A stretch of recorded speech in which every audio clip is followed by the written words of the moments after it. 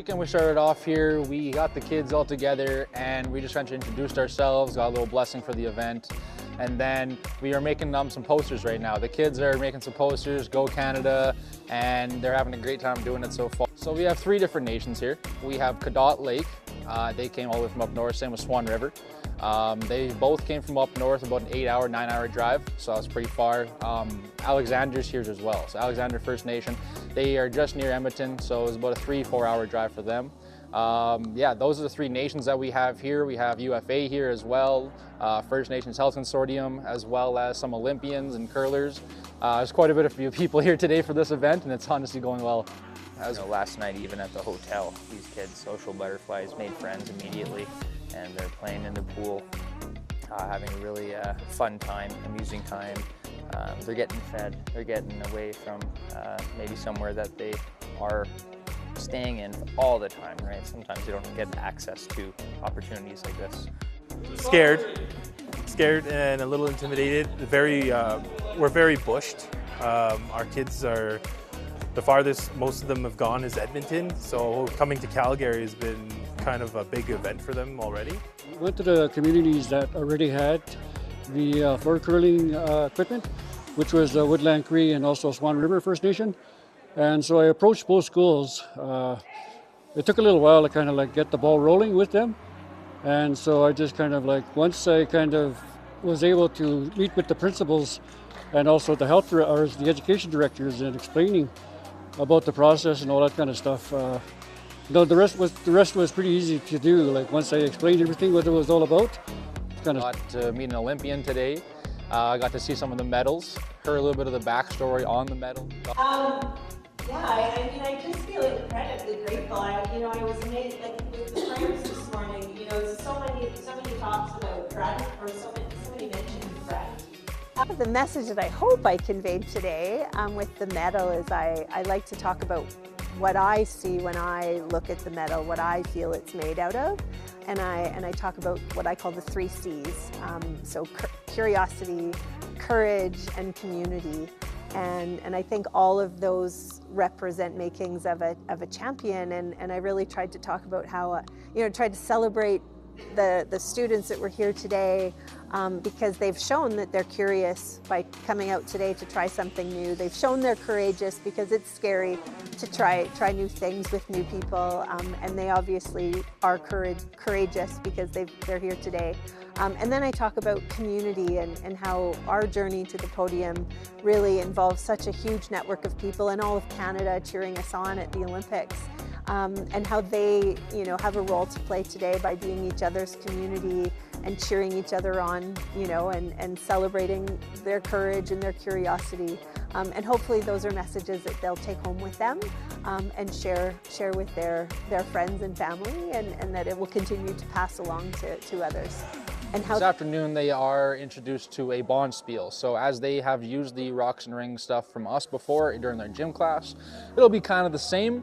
They'll have the mat set up, we'll have the rock set up. We wanted to get to more rural and remote communities, and we've succeeded at that. Some of the kids were 9 hours on a bus yesterday, so pretty cool to see that. And just the exposure to the sport. So we had a showing of hands today, this morning. How many have thrown a rock? 3. And the rest were all the adults, so pretty impressive. And they're all engaging, so it's pretty exciting. How it works is they were introduced to the rocks and rings first by us. So how it worked is we went into the schools, we provided them with some rocks and rings curling equipment, the floor curling, and they got a little bit familiar with it during their gym classes or going to some rec centers. And then afterwards, we introduced them to Curling Alberta and the Rocks and Rings group. They went into their schools, kind of showed them a little bit of how to use the rocks, because even myself, it was a little bit hard to use in the beginning, just kind of judge how far to go, how hard to push them, things like that. They came in, showed them how to actually turn them, get them to curve a little bit. We're here today because we identified an opportunity to get involved in the community. UFA is really passionate about we're more of a grassroots organization. We're really passionate about helping out in the community. and recognize the benefits that our business gets from being in these communities and want to give back and want to support. And then also we try to focus on events that are kind of grassroots in nature and important to folks in Alberta and the communities in which we operate. So events like curling, been a sponsor of Curling Alberta. We do all the Ready to Rock programs, as well as rodeos and things of that nature. But just trying to get involved and help out events that people care about in our communities. Right. The partnership we have with Curling Alberta has been amazing. We started last year a little bit just kind of talking about this event, and we've been working with them for a while now, for the past 2 years, with the Rocks and Rings. We've distributed a lot of these Rocks and Rings, this curling equipment. I think curling has been one of our biggest sports that we've handed out across Alberta. We've delivered curling to about 20 different nations across Alberta, and honestly the partnership just keeps on growing. We started off with the Rocks and Rings program, just delivering to schools. Now we here at WinSport Center have a big event for these schools, for these kids. The kids are loving it. We get the partnership with Curling Canada mixed in there. UFA, all these different partnerships that they have, that they introduce us to, and we always expand our vision, especially for the youth. And the experience has been amazing.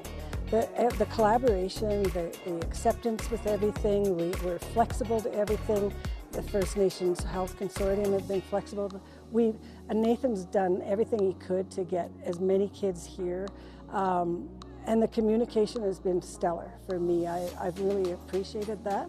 I think the importance of our partnerships is at one point we all have the same vision. We all want to go to that same place. We all want to kind of meet together to have a successful event, something that these kids are going to remember like I said earlier, for the rest of their lives. Hopefully moving forward the next decade or half a decade, and we can get more and more community members out here, and I think it'll make curling more of a common sport for everyone to try out. It's also very democratic, meaning that regardless of body type, I think a lot of students struggle with that body image, that sort of thing. It's a really good sport for them. For them to experience a whole new treaty area, a lot of them have never been to Treaty 7 before. And like today we had a blessing from one of my colleagues who came in and did a traditional welcoming from Treaty 7 and also did a prayer in the traditional language. It meant so much for the children to kind of see that even though we're First Nations, there's a lot of different First Nations that have a different way of doing religious ceremonies. And that I think it's a good experience for them to experience that, even though we're First Nations, but we do have different ways and different way we approach things. Having a no-cost curling initiative like this for First Nations communities and our reserves out here is just absolutely awesome. I would love to see this annually. We won't be at a Worlds annually, obviously, but we could host it at provincials, and I see growth in numbers, because this was our first year, and how it is with sort of pilots, it takes a little bit of extra work, and now we already have that ice broken. So I think I can see this really being an annual event. I feel so blessed to be part of this great event, and that I had the opportunity to work with these schools, and for them to trust me and for me to trust them. And I think a big part of working in communities is just building up that community trust. And that, the thing about that is sort of I went there numerous times just to know that, hey, I'm for real and I'm not going to go away, if that makes sense. For real. Loved it. They're super excited, even despite the bad roads when coming up here. We got here safely, which matters, and I'm just really blessed and thankful that Creator gave us the opportunity to be here and see that spark in these kids' eyes kind of light up.